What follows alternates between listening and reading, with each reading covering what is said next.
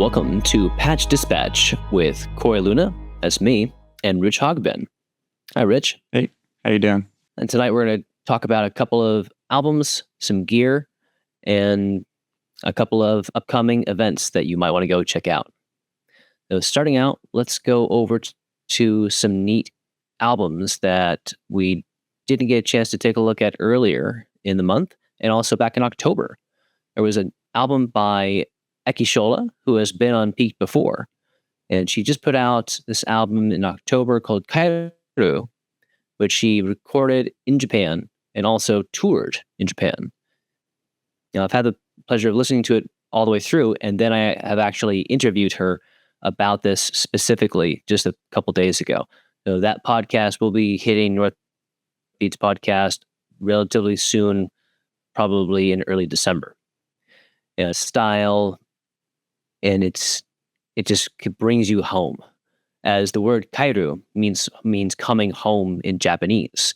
It is a way of her expressing her way of coming home. And then Sombre Lux also put out a fantastic album earlier this month, actually, on Eurorack Records, called Fed to the Crows. It's a wonderful dark wave 3-track album, I should say EP. It's industrial, dark, and apparently, according to the liner notes, not even mixed.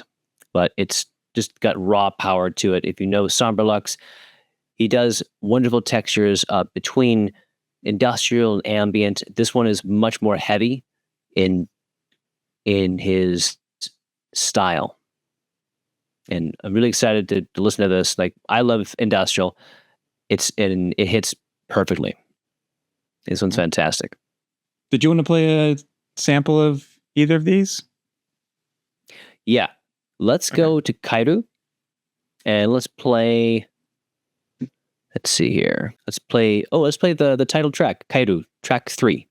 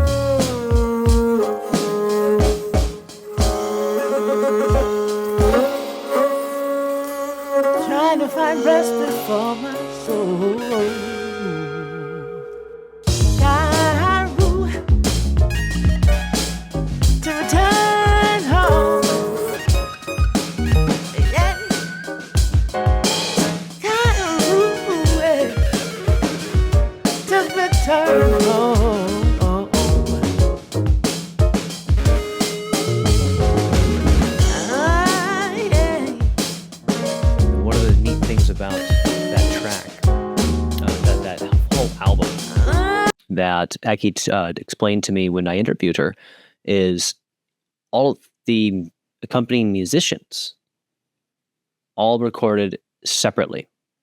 Mm-hmm. No one played in the same room. It was all recorded remotely, basically. It was pretty amazing. Yeah. And it's just the journey of how she got it produced. I wonder. It's really cool. Yeah. Did she talk about how, like, who recorded first?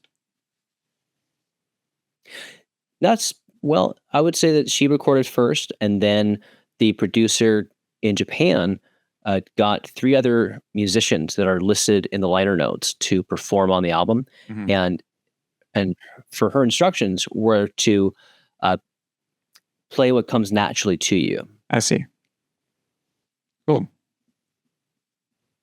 Yeah, and I think it all came together really well. If she hadn't told me that specifically, I would have never known. It's such a seamlessly wonderful album. Awesome. Came out really good. Now let's go back over to Sombre Lux for a minute. Yes, let's listen to Sombre Lux From the Hip.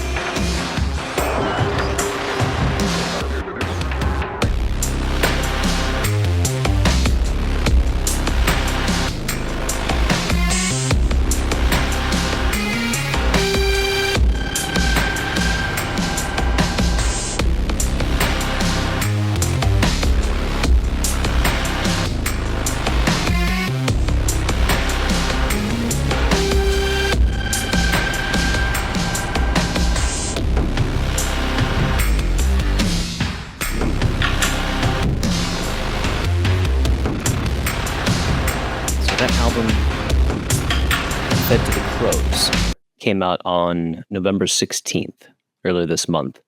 And again, part of Aerogrid's lineup of artists that they have on their very limited lineup. And again, this album, well, these 3 tracks, very raw, powerful, industrial, dark waves. And I really love it. And if you know Sombre Lux's previous work, he has a wonderful sense of lush, dark pads that he uses in all of his music. Yeah, it sounds great. Oh, really cool. I like that one. All right, let's move on to some gear. And Rich, do you want to talk about the one on your list first? Sure. It's the KO2, of course, that everyone's talking about. Like my Instagram feed has blown up with teenage engineering stuff, like all the time. It looks like they sold out everywhere, which I guess they usually do, but it seems like they had a lot of stock and a lot of it ready. So, yeah, it's crazy. But this is their pro series of pocket operator. Let's see, where is there a photo of it? There you go. Yeah, it's pretty cool. My friend at work brought one in to checked it out. It's surprisingly, well, I guess not surprised. I was expecting it to feel a little cheaper, a little bit more like the way the OPZ feels, kind of a little plasticky, a little flimsy-ish, I guess. But it has a really substantial kind of feel to it. I mean, I'm sure like the 4 AAA batteries help a bit. But just the stuff like the little rubber feet, on the back, the way it's all kind of snapped together, it feels pretty solid and like secure when you've got it down on a table and you're smacking the buttons, and the buttons feel good. The screen is pretty cool, the way they did the little LED kind of graphics. I think it's really cool. I'm interested to see which one they come out with next.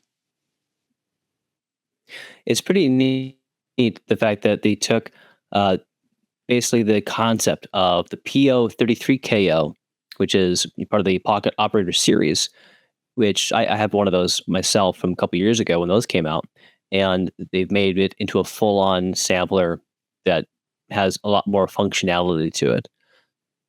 And I'm really glad to hear that you had the chance to play around with it and see that it's really well built. And from the design of it, to me, it looks like a Nintendo turned into a sampler, like like the Nintendo game console from the 80s. Yeah, that's that square, blocky kind of look to it.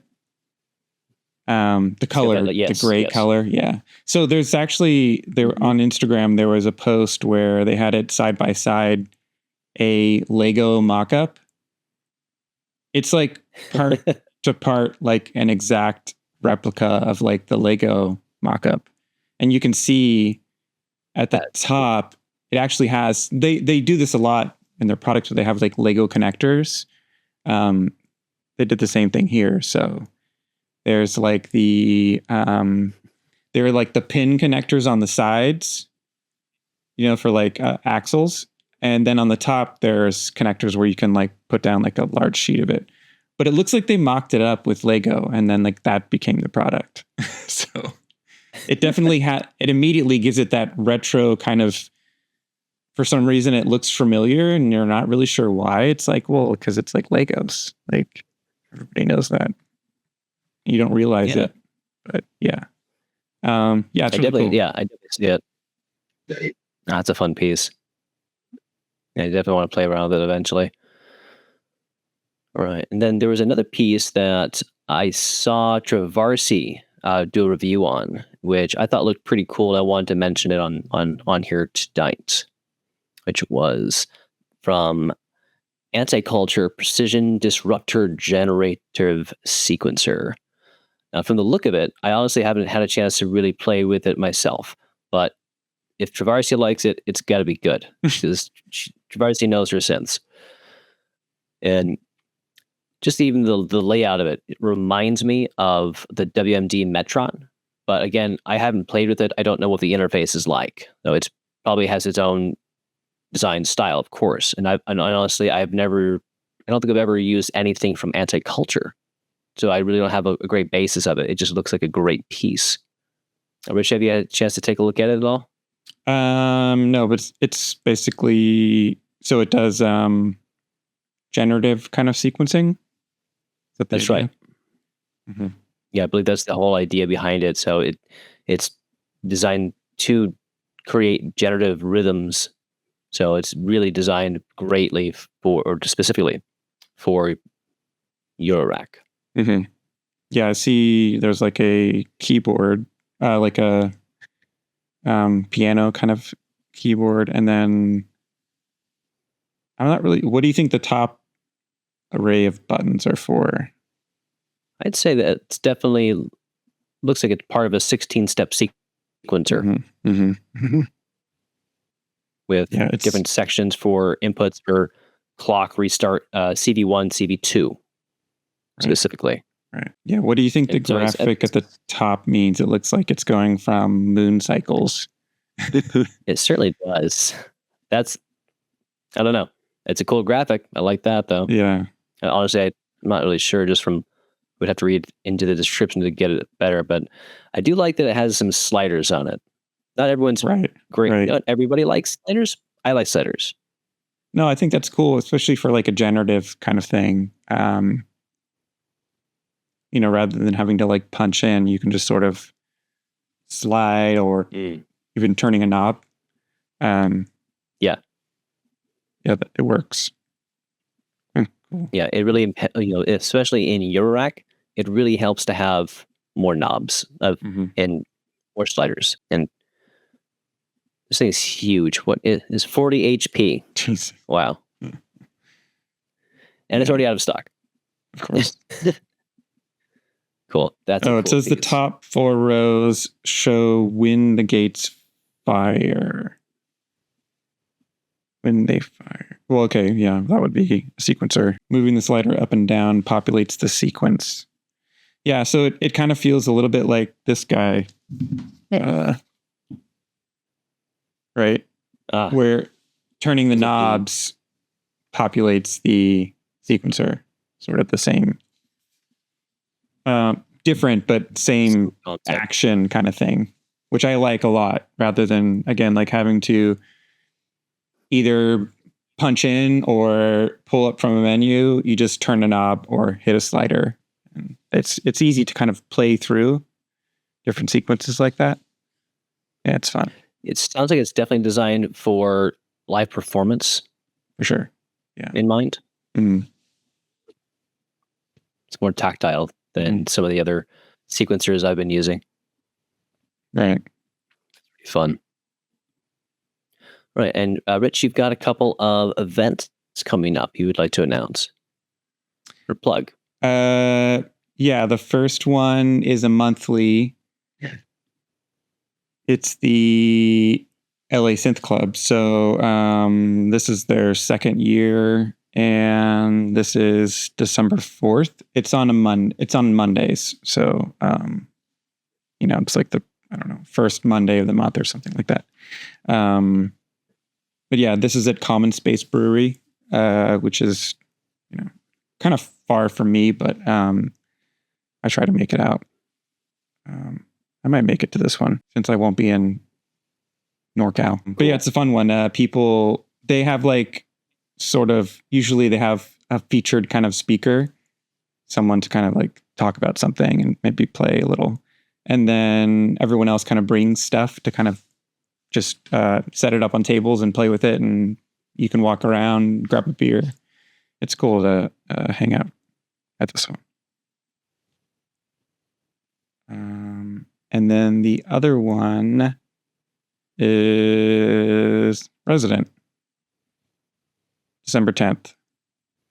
So they've got a pretty big list of people. I see Dylan 909. That's the one I know. Cool. David Leakum, Daniel Mina, Asterisk, David Dubuk, RMNA. Oh, All That's Gone. Sorry, there was one more. Oh, cool. Yeah. They just All That's Gone just played a show in Oakland just this past weekend. Oh, okay. I didn't make it. I saw the flyer for it, and I'm just happy that he's out playing a show. So that's cool. I'm glad that All That's Gone and Dylan 909 are going to be going out to play Resident.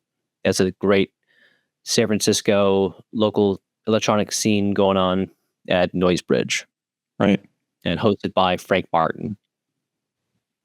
Yeah, it's at 7 to 10. And they stream it, so if you can't make it, obviously you can watch it on YouTube. Absolutely. So I'm so happy that that's still going. Yeah. And it's great, even though I haven't been to it myself personally since 2020. I'm happy to see that they have a physical space to go to, and that there's more electronic musicians out there that are going out and performing, and the majority of them, I don't even know these people anymore, which is great.